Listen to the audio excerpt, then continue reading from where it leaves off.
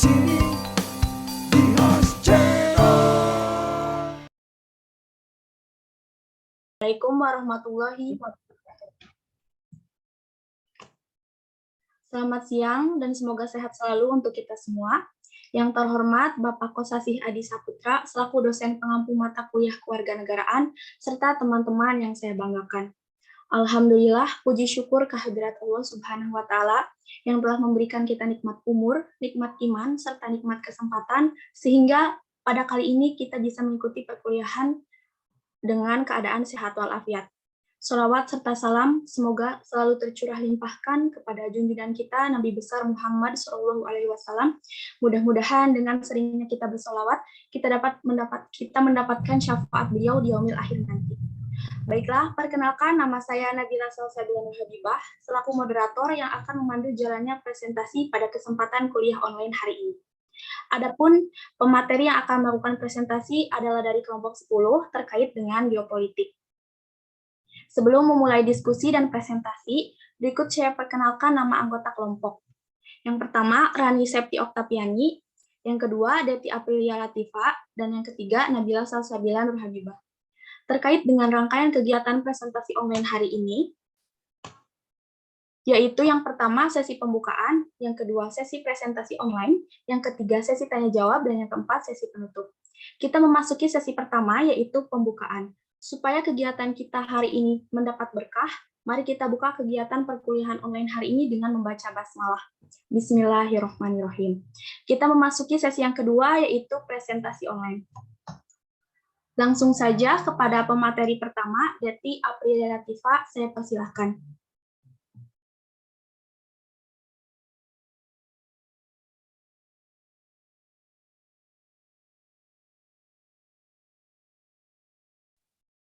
Terima kasih kepada moderator. Yang pertama, di sini ada pengertian geopolitik. Menurut Karl Haushofer, pengertian dari geopolitik adalah sains nasional atau sebuah doktrin pada determinisme spasial semua proses politik, berdasarkan dasar-dasar geografi yang luas, terutama geografi politik.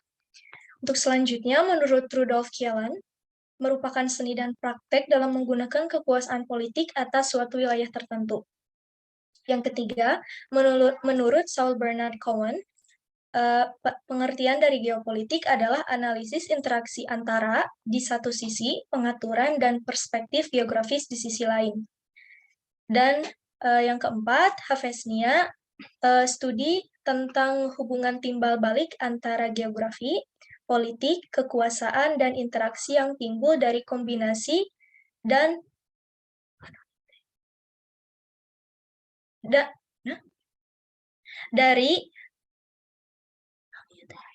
dari mereka dengan satu sama lain. Untuk selanjutnya, menurut Daljoni, adalah ilmu yang mempelajari keseiringan spasial dari politik atau suatu analisis geografi dari gejala politik. Selanjutnya, menurut Jackson adalah studi tentang fenomena politik dalam konteks wilayah. Dan yang terakhir, menurut Ad Hoc Committee on Geography Association of American Geographers,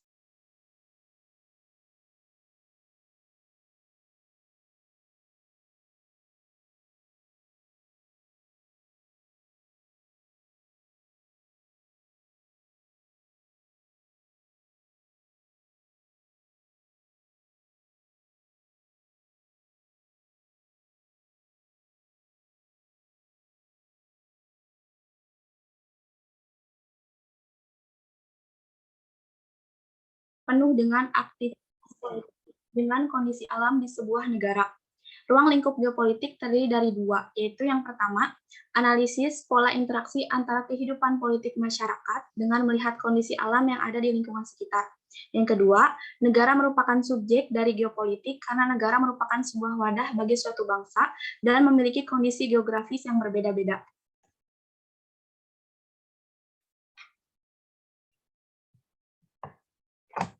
Selanjutnya yaitu perkembangan geopolitik.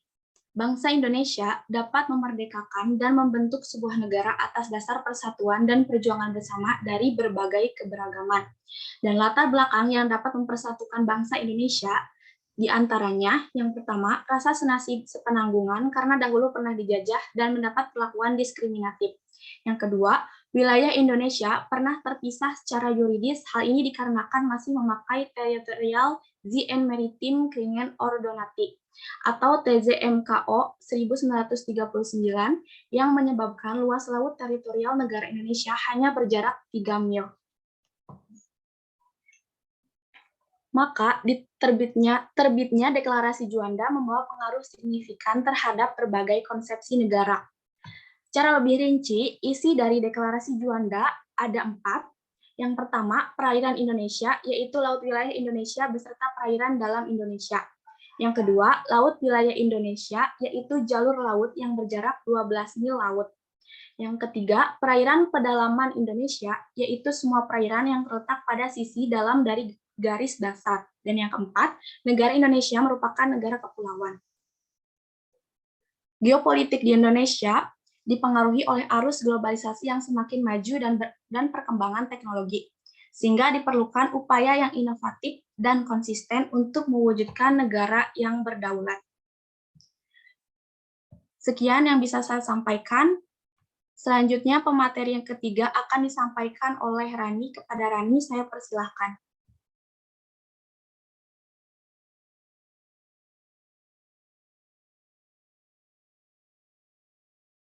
Terima kasih kepada moderator.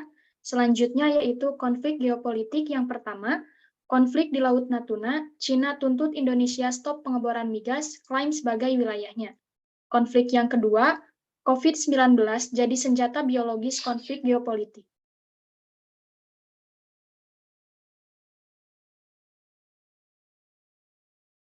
Konflik di Laut Natuna, Cina tuntut Indonesia stop pengeboran migas, klaim sebagai wilayahnya.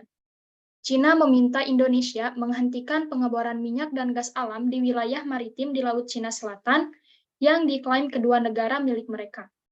Masalah tersebut sudah terjadi sejak awal tahun ini tanpa jalan keluar. Indonesia mengatakan ujung selatan Laut Cina Selatan adalah zona ekonomi eksklusif milik Kedaulatan Republik Indonesia di bawah Konvensi PBB tentang Hukum Laut, dan pada 2017 menamai wilayah itu Laut Natuna Utara. Cina keberatan dengan perubahan nama itu dan bersikeras bahwa jalur air tersebut berada dalam klaim teritorialnya yang luas di Laut Cina Selatan yang ditandai dengan 9 garis putus-putus berbentuk U. Namun, batasan ini tidak memiliki dasar hukum menurut Pengadilan Arbitrase Permanen di Den Haag pada tahun 2016. Konflik yang kedua, COVID-19 jadi senjata biologis konflik geopolitik.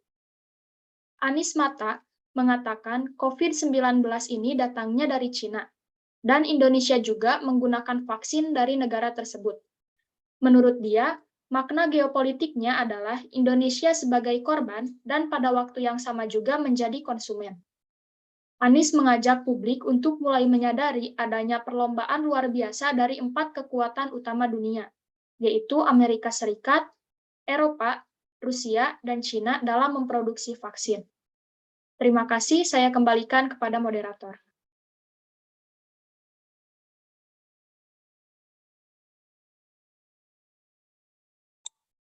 Baik, terima kasih kepada Rani yang sudah memaparkan materi. Presentasi online baru saja usai kita simak. Sekarang kita masuk di sesi tanya-jawab. Adapun ketentuan sesi tanya-jawab kali ini, kami hanya membatasi 3 pertanyaan saja. Kepada teman-teman yang ingin bertanya, silakan untuk mengaktifkan fitur raise hand atau mengetikkan angka 1 di kolom komentar.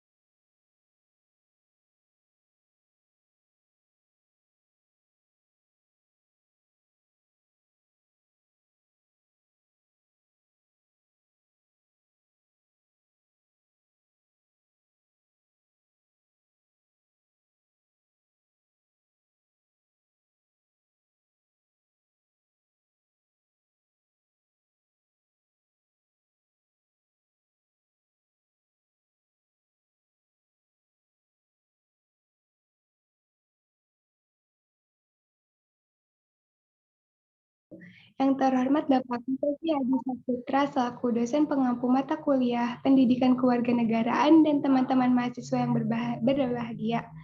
Perkenalkan, nama saya Tazia Zalianti Erwina selaku moderator yang akan memandu jalannya presentasi kelompok 11 pada siang hari ini. Adapun materi yang akan kami sampaikan yaitu mengenai geostrategi. Sebelum memulai presentasi, izinkan saya memperkenalkan anggota kelompok terlebih dahulu.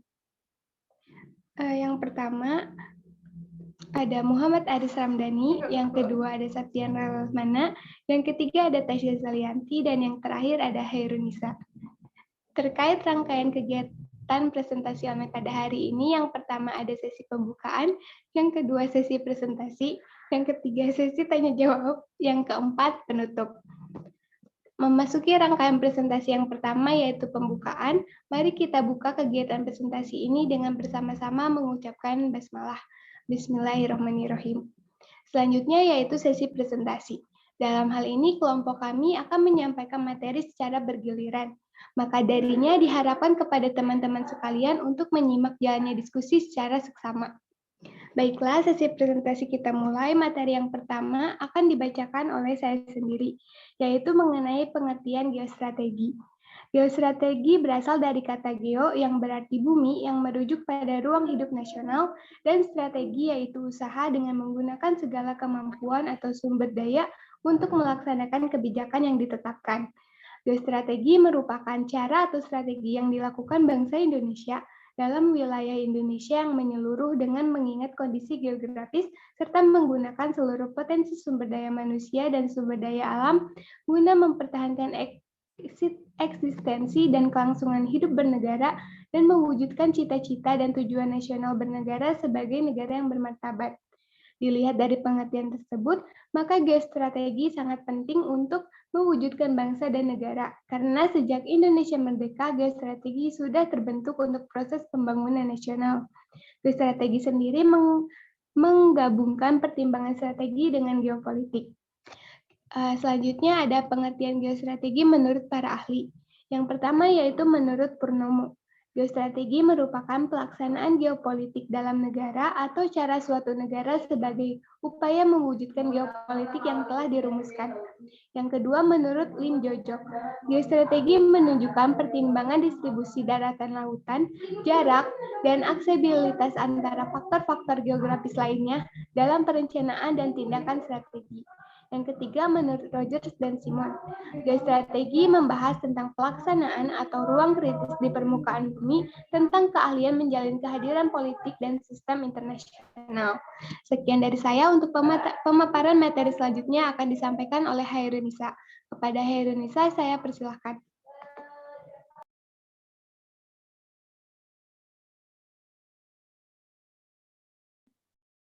Baik, terima kasih moderator.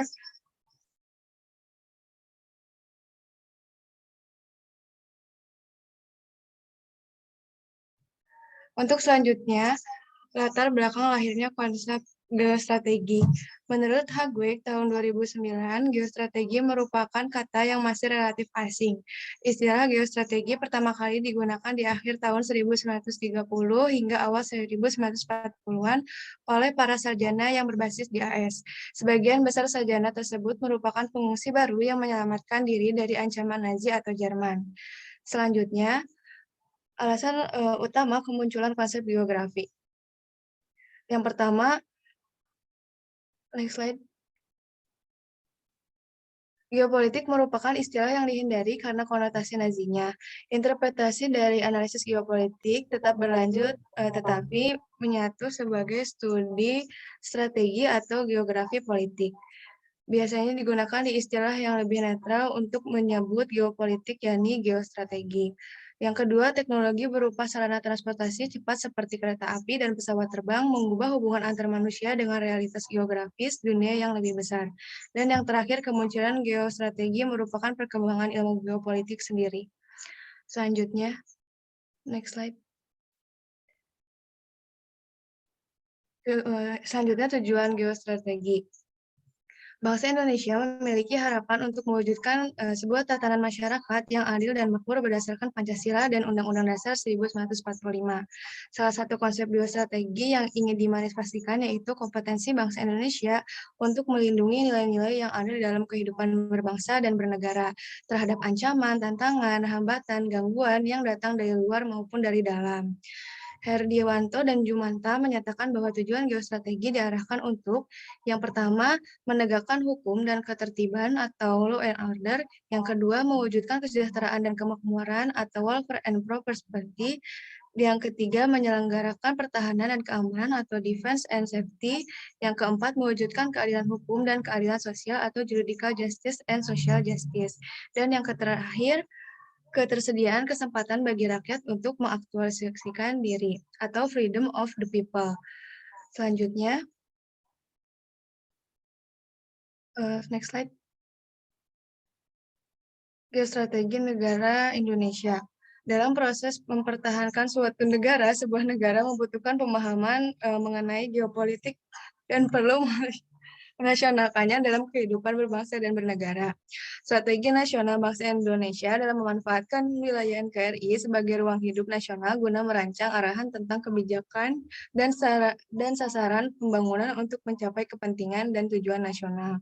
Dilihat dari perspektif historis, pengembangan awal geopolitik dan geostrategi di Indonesia dilaksanakan Sekolah Staf dan Komando Angkatan Darat atau Seskoad dan Lemhanas pada tahun 1965. Dalam bentuk konsepsi ketahanan revolusi. Secara universal, geostrategi diartikan sebagai arah geografis kebijakan luar negeri suatu negara yang memiliki karakter agresif, ofensif, dan outward-looking. Sekian dari saya kembalikan pada moderator. Baik, terima kasih atas pemaparan materinya. Untuk materi selanjutnya akan disampaikan oleh Septian. Kepada Septian, saya persilahkan.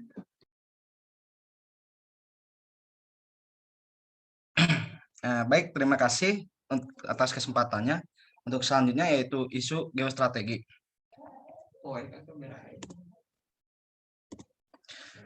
Dalam Undang-Undang Dasar tahun 1945, di pembukaan, di situ telah dijelaskan bahwa kemerdekaan itu ialah hak segala bangsa, dan oleh sebab itu penjajahan di atas dunia harus dihapuskan karena tidak sesuai dengan peri kemanusiaan dan peri keadilan. Tetapi ironisnya di balik kalimat itu, apakah teman-teman sekalian tahu bahwa Indonesia itu pernah melakukan serangan kepada negara lain? Nama serangannya itu adalah Operasi Seroja di Timor Timur. Invasi ini merupakan operasi gabungan yang dilakukan oleh Angkatan Darat, Angkatan Laut, dan Angkatan Laut hingga Kepolisian Indonesia yang berjumlah 35.000 prajurit di bawah komando Panglima ABRI Jenderal Maraden Panggabean. Setelah mendapat kemerdekaan dari Portugis, masyarakat di Timor Timur itu terpecah menjadi dua golongan besar, yaitu UDT yang menginginkan Timor Timur masuk ke wilayah Indonesia dan Pretelin yang tetap menginginkan Timor Timur menjadi negara yang merdeka. Karena perbedaan pendapat, lalu terjadilah perang saudara antara kedua golongan besar tersebut dan Pretelin muncul sebagai pemenang. Akhirnya kelompok Pretelin mendeklarasikan kemerdekaannya pada tanggal 28 November tahun 1975. Tetapi 9 hari kemudian, Indonesia melancarkan invasinya ke Timor Timur. Operasi Seroja dimulai dengan dibombardirnya kota Dili, disusul dengan pendaratan yang dilakukan oleh 641 pasukan penerjun payung Indonesia di Dili dan langsung terlibat pertempuran dengan pasukan Pretelin. Pada 10 Desember, pasukan Indonesia juga mendarat di kota Baucau. Dan akhirnya pada bulan April tahun 1976 sudah ada 35.000 pasukan Indonesia yang berada di Timor Timur. Pada 17 Juli tahun 1976, Indonesia memasukkan wilayah Timor Timur sebagai provinsi ke-27. Sementara itu, pasukan Pretelin yang terdesak membuat basis pertahanan di hutan dan pegunungan sambil terus berjuang untuk mendapatkan kembali kemerdekaannya. Nah, hingga awal tahun 1976, korban jiwa di pihak Timor Timur itu sebanyak 60.000 jiwa dan sebagian besar mati akibat kelaparan dari pemboman dan penghancuran desa yang dilakukan oleh tentara Indonesia. Sementara itu, dari pihak ABRI, hingga tahun 1976, jumlah korbannya hanya sebanyak 351 jiwa. Dan operasi Seroja ini adalah salah satu operasi militer terbesar yang pernah dilakukan oleh Indonesia. Nah, berikut data lengkap dari operasi Seroja, di mana seperti yang telah disebutkan, Indonesia memiliki tentara yang berjumlah 35.000 dan korban dari selama pertempuran tersebut sekitar 351 orang. Dan operasi ini didukung oleh negara seperti Australia, Amerika, dan Belanda. Lalu di pihak timur sendiri, pasukan utamanya terdapat 25.000, dari milisi berjumlah 70.000, dan dari yang berpartisipasi secara sukarela sekitar 5.000. Nah, pihak yang mendukungnya sendiri sudah jelas terdapat Partai Pretelin yang menginginkan kemerdekaan Indonesia, Portugis, Uni Soviet, dan China. Dan untuk korbannya sendiri dari pihak Timur itu berkisar antara 60.000 dari tentara dan warga sipil.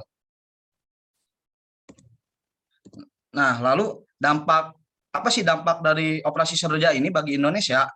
Nah, di saat komunisme saat itu sedang naik-naiknya di Asia Tenggara, seperti pada Vietnam Selatan, Kamboja, dan Laos, sudah sekarat dan sebentar lagi itu tidak lama bakal jadi negara komunis. Nah, jadi kekhawatiran Timur itu jadi negara komunis baru di Asia Tenggara membuat semua radar intelijen Indonesia itu sangat sensitif. Pasalnya pecahnya perang saudara dan ketidakjelasan arah kebijakan Portugis semakin mengkhawatirkan Jakarta. Hal itu dikarenakan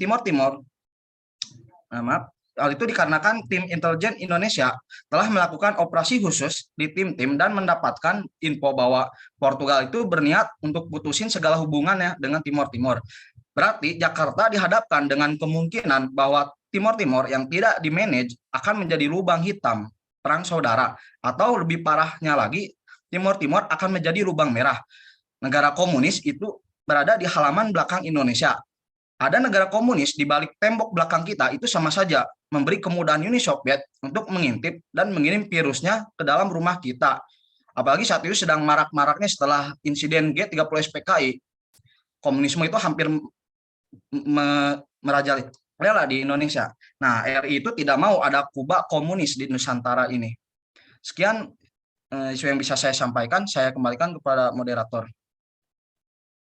Baik, terima kasih atas pemaparan materinya. Untuk materi selanjutnya akan disampaikan oleh Muhammad Aris. Kepada Muhammad Aris, saya persilahkan.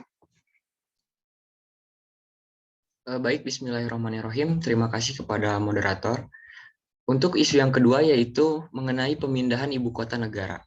Urgensi pemindahan ibu kota negara yang sebelumnya telah disampaikan oleh Presiden Republik Indonesia pada sidang tahunan Majelis Permusyawaratan Republik Indonesia pada tanggal 16 Agustus 2019, di mana menyampaikan bahwa pemindahan tersebut didasari oleh terpusatnya kegiatan perekonomian di Jakarta dan Jawa, yang mengakibatkan kesenjangan ekonomi Jawa dan luar Jawa. Selain itu, terdapat hasil kajian yang menyimpulkan bahwa Jakarta sudah tidak lagi dapat mengemban peran sebagai ibu kota negara. Hal ini karena pesatnya pertambahan penduduk yang tidak terkendali, penurunan kondisi dan fungsi lingkungan, dan tingkat kenyamanan hidup yang semakin menurun. Oleh karena itu, pemindahan ibu kota negara diharapkan dapat mewujudkan Indonesia memiliki ibu kota negara yang aman, modern, berkelanjutan, dan berketahanan, serta menjadi acuan bagi pembangunan dan penataan wilayah lainnya di Indonesia. Perencanaan pemindahan ibu kota dari Jakarta ke Nusantara semakin matang setelah Presiden Jokowi menandatangani Undang-Undang Nomor 3 Tahun 2002 tentang Otorita IKN. Dalam undang-undang tersebut diatur mengenai luas wilayah, sumber pendapatan daerah, hingga pemilihan kepala Otorita IKN. Next slide. Selanjutnya, mengapa ibu kota harus dipindah? Alasan pemindahan ibu kota, yang pertama, penduduk di Jawa terlalu padat. Survei penduduk antar sensus atau SUPAS pada tahun 2015 menyebutkan sebesar 56,56% penduduk Indonesia atau 150,18 juta jiwa terkonsentrasi di Pulau Jawa. Sementara di pulau lainnya, persentase penduduk Indonesia kurang dari 10%. Kecuali Pulau Sumatera, yakni sebesar 22,1% atau 58,45 juta jiwa. Kemudian alasan yang kedua yaitu kontribusi ekonomi pada PDB. Kontribusi ekonomi Pulau Jawa terhadap pertumbuhan ekonomi Indonesia atau produk domestik bruto sangat mendominasi, sementara pulau lainnya jauh tertinggal. Jokowi ingin menghapuskan istilah Jawa sentris, sehingga kontribusi ekonomi di Pulau Jawa, di pulau lain, juga harus digenjot. Alasan yang ketiga yaitu krisis air bersih. Nah, berdasarkan data Kementerian Pekerjaan Umum dan Perumahan Rakyat atau Kementerian PUPR tahun 2016, Jawa dan Bali mengalami krisis air yang cukup parah. Kondisi paling buruk berada di daerah Jabodetabek dan Jawa Timur. Hanya sebagian kecil di Pulau Jawa yang memiliki indikator hijau atau ketersediaan airnya masih sehat. Kemudian alasan yang keempat yaitu konversi lahan terbesar terjadi di Pulau Jawa. Proporsi konsumsi lahan terbangun di Pulau Jawa mendominasi, bahkan mencapai 5 kali lipat dari Kalimantan. Kemudian alasan yang kelima, pertumbuhan urbanisasi sangat tinggi. Pertumbuhan urbanisasi yang sangat tinggi dengan konsentrasi penduduk terbesar di Jakarta dan Jabodetabek. Yang keenam, ancaman bahaya banjir, gempa bumi, dan tanah turun di Jakarta. Meningkatnya beban Jakarta sehingga terjadi penurunan daya dukung lingkungan dan besarnya kerugian ekonomi. Hal itu seperti rawan banjir, tanah turun, dan muka air laut naik. Kualitas air sungai tercemar berat. Wilayah Jakarta terancam oleh aktivitas gunung api, yaitu Gunung Krakatau dan Gunung Gede. Dan potensi gempa bumi serta tsunami, kemudian megatrust selatan, Jawa Barat dan Selat Sunda, dan gempa darat sesar Baribis, sesar Lembang, dan sesar Cimandiri. Next. Bagaimana geostrategi pemindahan ibu kota negara? Yang pertama dari segi pertahanan dan keamanan. Pendekatan pertahanan dan keamanan. Berbagai bentuk ancaman seperti peretasan ke infrastruktur kritis atau UAP atau suicide drone, rudal jarak jauh, pencurian data, strategis, spionase dan post-trust di media sosial, radikalisasi di dunia maya, aksi terorisme dan ancaman lainnya yang tengah berlangsung di berbagai belahan dunia dapat saja terjadi di IKN. Oleh karena itu, pada perencanaan arsitektur pertahanan dan keamanan IKN yang akan mengadopsi Smart Defense, Indonesia perlu mengambil momentum ini untuk menajamkan rumusan postur, doktrin, dan strategi sumber daya pertahanan dan keamanan dalam menghadapi ancaman hibrida, baik yang berdimensi militer maupun non-militer. Khususnya dalam mengadopsi teknologi terkini yang mendukung adanya sistem interoperabilitas dan network centric warfare. Hal ini sebagaimana yang dilakukan banyak negara di dunia sebagai bagian dari Revolutionary in Military Affairs atau RMA. Kemudian IKN akan perkuat diplomasi pertahanan. IKN adalah simbol kedaulatan negara yang potensial terhadap ancaman. Sejarah catatan penting bahwa penaklukan suatu negara secara de facto ditandai dengan keberhasilan dalam menduduki ibu kota negaranya. Pemindahan ibu kota dari Jakarta ke Nusantara juga memiliki implikasi penguatan pertahanan. Dari aspek geostrategi, Indonesia akan memiliki strategi DEF yang lebih dalam, mengingat Pulau Kalimantan memiliki luas 6 kali Pulau Jawa. Selain itu juga akan memungkinkan terbangunnya klaster industri pertahanan yang terintegrasi sebagai syarat terwujudnya indigenous defense production atau produksi alutsista mandiri buatan dalam negeri. Ini akan memungkinkan Indonesia memanfaatkan dinamika geopolitik di Indo-Pasifik dengan mendayung di antara aliansi-aliansi regional seperti Five Power Defense Arrangement, kemudian AUKUS, dan OBOR atau BRI Cina. Dibentuknya AUKUS juga hadirnya kekuatan beberapa anggota NATO di kawasan Asia semakin menegaskan bahwa konstelasi geopolitik kekuatan negara-negara di dunia bergeser ke Asia Pasifik.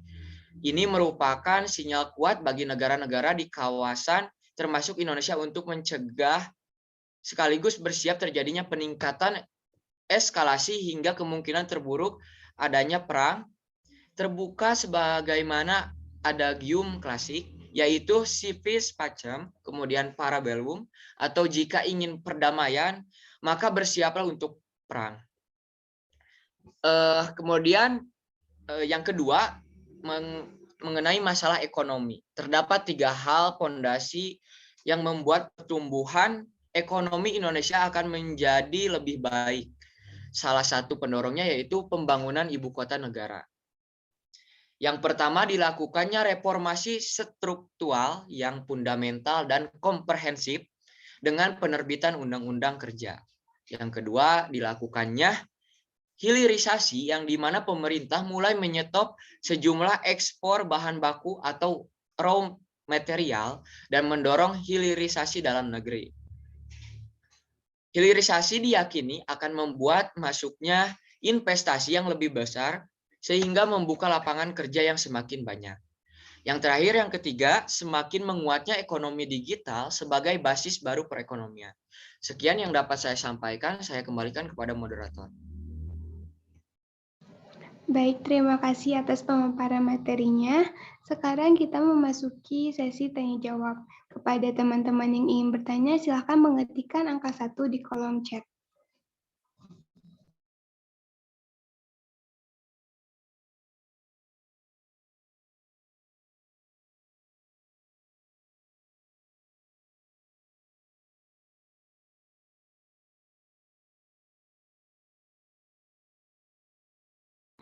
Ya, baik, kepada Heidi, silakan menyampaikan pertanyaannya. Baik, terima kasih atas kesempatannya. Saya ingin bertanya, yang saya ketahui, sebelumnya koreksi jika salah, yang saya ketahui geostrategi adalah strategi dalam memanfaatkan kondisi geografi negara untuk menentukan tujuan, baik itu politik atau dan sebagainya. Jadi saya mengambil kesimpulan untuk pembangunan negara lah ya. Nah, yang ingin saya tanyakan tuh, adakah upaya yang negara Indonesia lakukan dalam pemanfaatan lingkungan ini untuk misalkan pembangunan tanpa merusak lingkungan itu sendiri? Terima kasih. Baik, terima kasih atas pertanyaannya. Izinkan kami mendiskusikan jawabannya terlebih dahulu.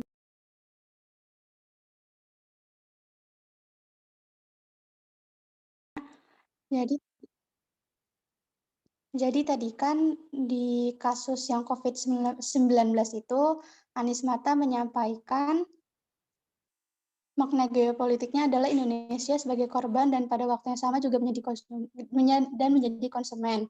Nah, maksudnya sebagai korban itu bagaimana? Lalu apakah ada perlawanan dari Indonesia karena sebagai korban? Sekian, terima kasih.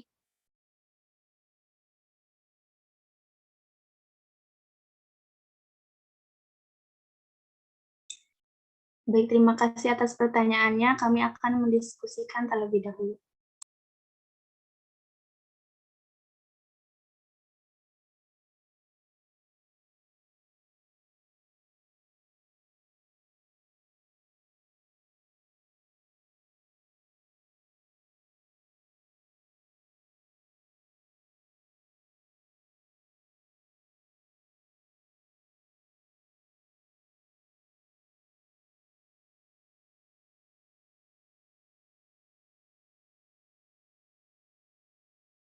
Pertanyaan Heidi, pertanyaan dijawab oleh Aris. Kepada Aris, saya persilahkan.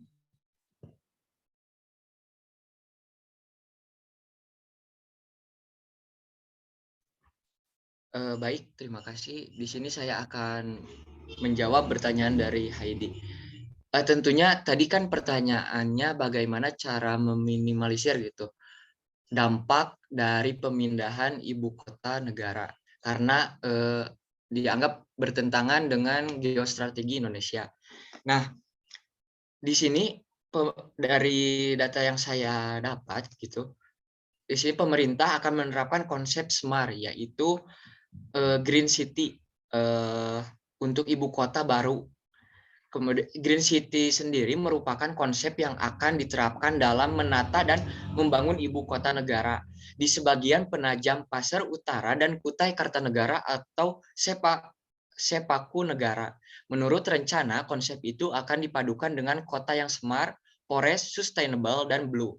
Green City atau kota hijau didefinisikan sebagai penataan dan pembangunan kota yang berpihak pada prinsip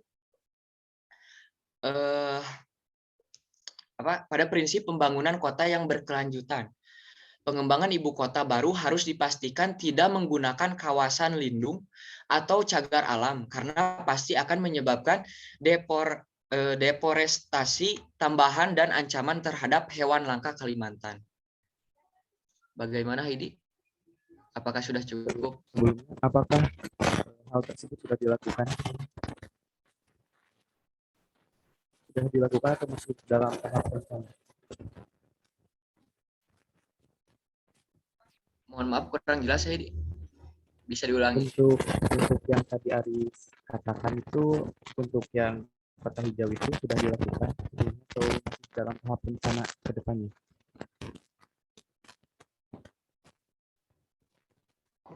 Mohon maaf Pak Idi, kurang jelas suaranya. Boleh tolong ulang lagi? Apakah sudah jelas? Ya, sudah. Oke, kan tadi Aris bilang untuk kota hijau ya. Nah, itu tuh hanya baru sebuah rencana, masih tahap rencana atau sudah dilakukan?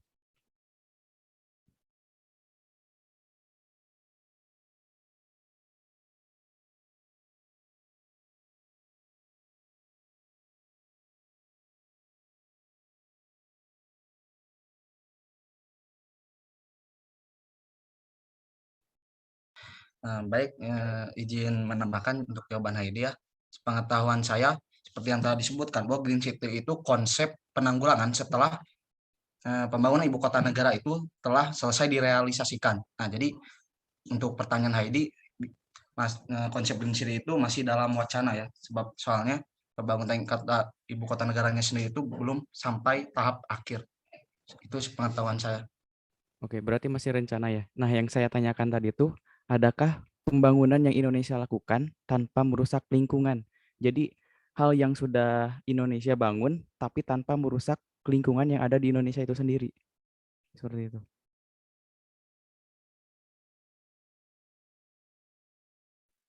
Baik, izin Entah itu menambahkan pembangunan lagi, yang lain.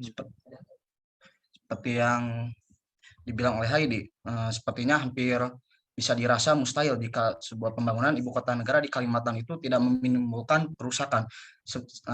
Sebaliknya untuk meminimalisir kerusakan atau dampak kerusakan pada lingkungan, ya Indonesia itu mungkin tidak mikir langkah lain untuk membuat sebuah penanggulangan. Jadi intinya mungkin hampir mustahil pembangunan yang dilakukan Indonesia itu tidak merusak. Itu pendapat saya. Oke, berarti yang saya bisa ambil tuh, semua pembangunan yang Indonesia itu bisa dikatakan seluruhnya merusak lingkungan yang ada di Indonesia itu sendiri ya? Seperti itu. Ya, jika itu dalam konteks pembangunan ibu kota negara, mungkin tidak bisa dihindari kerusakan lingkungan itu. Baik, terima kasih.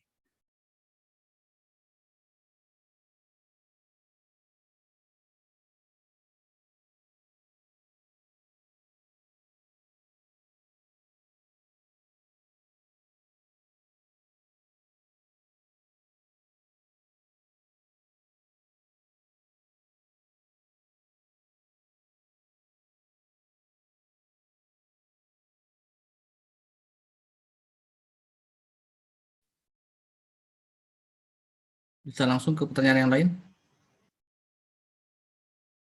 Untuk ditanggapi tadi yang kelompok lain. Baik, Pak. Untuk pertanyaan Rena akan dijawab oleh Rani. Kepada Rani, saya persilakan.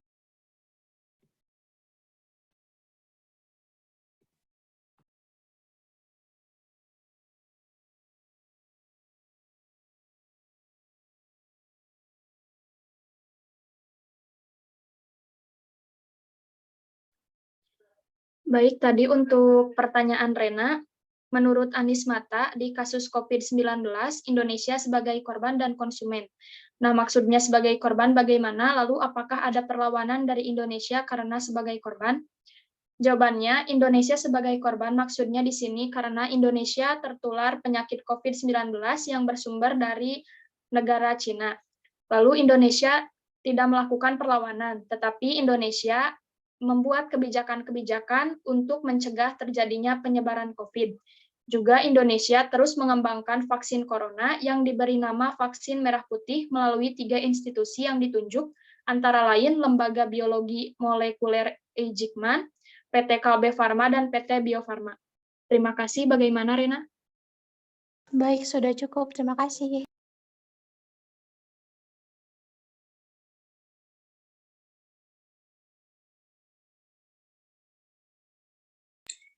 Selanjutnya, saya akan menjawab pertanyaan Iqbal, apa yang harus diupayakan oleh pemerintah untuk meningkatkan geopolitik. Yang harus dilakukan yaitu meningkatkan kualitas geopolitik Indonesia dengan mengembangkan wawasan Nusantara, seperti meningkatkan semangat kekeluargaan, gotong royong, dan musyawarah, ataupun melaksanakan otonomi daerah guna meningkatkan kesejahteraan masyarakat di daerah, serta memperkuat sendi-sendi hukum nasional dan adanya kepastian hukum. Nah, dari aspek ekonomi, Laut Indonesia menyimpan sumber daya alam yang melimpah, sehingga secara geopolitik ini menjadi elemen penting mencakup di bidang pertahanan. Selanjutnya, upaya selanjutnya adalah peningkatan kekuatan Angkatan Lautan Indonesia. Posisi Indonesia sebagai benua maritim harus tegas menetapkan posisi wilayahnya meliputi ruang di mana negara berdaulat penuh, memiliki hak berdaulat, dan ruang di mana negara perlu memiliki pengaruh baik eksklusif maupun melalui kerjasama politik, ekonomi, dan pertahanan. Mungkin itu yang bisa saya jawab. Bagaimana Iqbal? Apakah sudah cukup? Baik, sudah cukup. Terima kasih kepada kelompok geopolitik.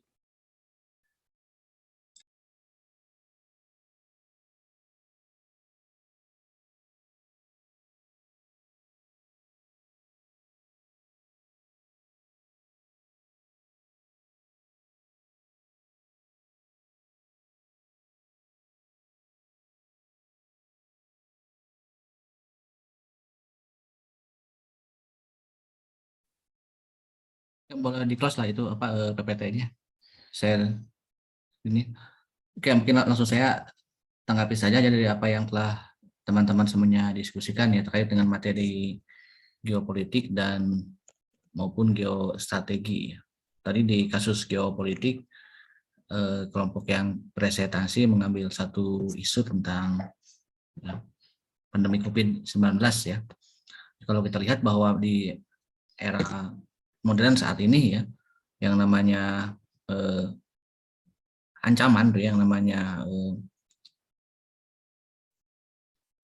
tantangan sebuah bangsa negara itu kan kalau bicara secara geografis ya, itu kan isu global tuh ya, di mana memang tidak lagi di sekat-sekat batas wilayah geografis suatu negara ya, tapi dari adanya suatu peristiwa tersebut itu ternyata memang menjadi dampak yang luar biasa ya, yang secara geopolitik itu mempengaruhi ya semua aspek kehidupan geopolitik seluruh dunia. Dan berbicara masalah penanganannya gitu ya, bagaimana setiap negara itu melaksanakan ataupun menghadapi tantangan yang disebut dengan pandemi atau penyebaran virus tersebut ya, itu merupakan bagian dari konsep geostrateginya kalau kita dihubungkan ya antara geopolitik dan geostrategi. Nah, terkait dengan masalah geopolitik gitu kan, kita ketahui bersama bahwa memang yang namanya wilayah ataupun letak geografis sebuah negara gitu kan, atau tempat sebuah negara itu memang menjadi hal yang sangat mutlak ya, bagi sebuah negara untuk memiliki yang namanya tempat ataupun wilayah. Nah, bagaimana wilayah yang dimiliki oleh suatu negara tersebut itu dapat dimanfaatkan tidak dengan baik ya oleh negaranya lewat yang disebut dengan politik, gitu kan. Jadi sebenarnya kalau bicara masalah tadi kelompok yang geostrategi ya membahas isu tentang pemindahan ibu kota itu kan sebenarnya dari masalah geopolitik gitu ya. Apakah hanya sekedar memindahkan tempat yang sudah macet, sudah padat ke tempat yang kosong, ya. Tetapi ada aspek geopolitiknya gitu kan, yang pada akhirnya nanti akan berdampak pada bagaimana geostrateginya, ya, nasib kepada tadi kedaulatan ya terhadap pertahanan dan keamanan negara itu sendiri, itu ya. Termasuk juga masalah hubungan antar negara ya. Tadi juga ada yang mengambil satu kasus tentang Timor Leste gitu ya. Yang secara geopolitik tadi kelompok yang presentasi melihat dari satu sudut pandang, yaitu tentang seolah-olah ataupun dilihat bahwa Indonesia melakukan upaya semacam penjajahan ya ataupun operasi militer ke wilayah Timur ataupun sekarang menjadi Timor Leste ya. Tidak jauh berbeda ketika saat ini misalnya Rusia menginvasi Ukraina kan seperti itu. Oke, itu tidak ada salahnya ya. Tapi kalau dilihat dari sisi yang lain bahwa memang selain konsep operasi militer juga yang dituliskan dalam sejarah Timur ataupun Timor Leste itu adalah integrasi, ada proses integrasi. Artinya tidak ada sebagian pihak masyarakat Timur yang juga ingin berintegrasi dengan Indonesia. Nah, ketika ada yang ingin berintegrasi itu kan mungkin manfaat bagi Indonesia, itu adalah sebuah hal yang menjadi penting bagi kepentingan politik Indonesia ya. Walaupun memang tidak ada ikatan sejarah dan lain sebagainya. Sehingga ketika sebuah wilayah ya katakanlah menjadi bagian dari negara tersebut sekalipun itu masih bersengketa, ya operasi militer ataupun peperangan adalah jalan terakhir dari peristiwa tersebut gitu kan. Karena memang walaupun kita menentang penjajahan dan lain sebagainya, tapi dalam masalah dalam konteks tertentu ya, sebagaimana kita pun misalnya melakukan upaya pengamanan Papua kan diperlukan juga ya yang namanya mengangkat senjata lewat operasi militer, masuk juga Aceh dan sebagainya. Itu pun kan tidak bisa dihindari ya, karena memang kondisi terburuk dari adanya geostrategi ya adalah peperangan tentunya ya. Bahkan tanpa peperangan pun ancaman itu kan akan tetap ada ya dalam setiap negara gitu kan. Sekarang mungkin kita tidak seperti Ukraina, tidak seperti Palestina yang memang mengalami ancaman militer ya. Tapi dengan tadi COVID-19 ya, dengan isu ekonomi ya, dengan perang dagang termasuk juga dengan mewaspadai ya. Mungkin kalau kita lihat dari sisi sudut pandang tujuan memindahkan ibu kota secara kepentingan politik tertentu dari pemerintahan, dari penguasa, itu banyak janji-janji manisnya gitu kan. Tapi kan di sisi lain kan kita tidak bisa menutup mata ya, ada upaya bagaimana ternyata kemampuan negara kita pun dalam memindahkan ya ibu kota itu kan membutuhkan biaya yang cukup besar. Dan ternyata kita tidak mampu ya. Kita melihat bagaimana ya betapa sibuknya ya Presiden dan Perdana Menteri itu mencari ya Pak Luhut ya yang disebut dengan Menteri segala urusan itu orang yang disebutnya Perdana Menteri ya mencari donatur untuk membangun ibu kota kan gitu. Kita kan kalau memang dari sisi rasional, kalau memang tidak mampu ya apalagi membebani APBN pun tidak cukup, kenapa harus memaksakan? Walaupun memang ada upaya jangka panjang gitu kan. Apalagi kan dari sisi tujuan ibu kota itu sendiri kan tidak ada pembicaraan dalam rencana pembangunan jangka panjang, jangka menengah itu kan inisiatif tiba-tiba dari presiden ya setelah dilantik tahun 2019. Walaupun sekarang sudah legal dan sah karena kekuatan politik yang ada telah mendukung ya. Tapi tetap ya harus mewaspadai ya, jangan sampai ternyata malah mengancam pertahanan dan keamanan negara kan gitu. Kemudian juga ya, mengenai hal lain dari materi ini ya, dari dua bab yang kita satukan di materi pertemuan terakhir ini bahwa kalau melihat dari sisi geografis Indonesia, kita melihat bahwa Indonesia itu negara kepulauan ya, negara Nusantara. Dari konsepsi hukum laut bahwa memang bagaimana ya dinamika perkembangan hukum laut sampai munculnya deklarasi Juanda, bahwa kita memang negara yang sangat memiliki dinamika yang luar biasa mengait dengan wilayah. Ya. Untuk itu wujud dari geopolitik Indonesia adalah wawasan Nusantara. Gitu. Jadi kita lupa bahwa sebenarnya potensi wilayah kita ya untuk menjadi negara maju, untuk menjadi negara kuat, untuk menjadi negara kaya pun itu banyak ya. Jangan kan berbicara masalah sektor pulau ataupun darat, lautan pun kalau kita benar-benar ingin mengelolanya itu menjadi potensi yang luar biasa. Ya tergantung pengelolaan politiknya. Jadi kemampuan negara mengelola wilayah ini bagaimana kan gitu. Bahkan gembar-gembor Pak Jokowi dengan menjadikan Indonesia sebagai poros maritim dunia ya dengan membangun tol laut dan sebagainya pada saat masa kampanye sampai membentuk kementerian khusus ya, kementerian bahkan namanya Menko Maritim sekarang plus investasi ya. Nyata yang disayangkan yang diurus bukan tentang kewilayahan kelautan kita ya. Dulu kita memang di bawahnya ada menteri yang cukup fenomenal ya, Ibu Susi, ketika begitu galak ya menghadapi pencuri ikan ataupun kapal-kapal yang masuk ke perairan Indonesia. Tapi kan hanya satu periode ya, setelah itu dia reshuffle. Dan sekarang yang memang yang nampak Menko Kemaritiman gitu ya, malah mengurus masalah ya vaksin kemarin ya, terus minyak goreng, ya, terus kemudian juga mengurus harga Candi Borobudur gitu kan, tiket masuknya itu diurus oleh Menteri Kemaritiman kan gitu. Itu kan semacam paradoks atau anomali dalam konteks pengelolaan negara kita ya. Entah gitu mau dibawa kemana, kita kan hanya melihat kadang-kadang ya dari sisi politik kita hari ini yang sedang tidak baik-baik saja kan, sedang pada bertengkar gitu ya, para kepentingan mereka yang berkepentingan yang sedang berkuasa maupun para pendukungnya. Itu kan artinya kita sedang tidak baik-baik saja ya. Dan bagaimana ya Anda sebagai mahasiswa ya bisa mengawal, bisa melihat bahwa memang situasi ini harus kita perhatikan karena itu akan menyangkut masa depan kita di kemudian hari.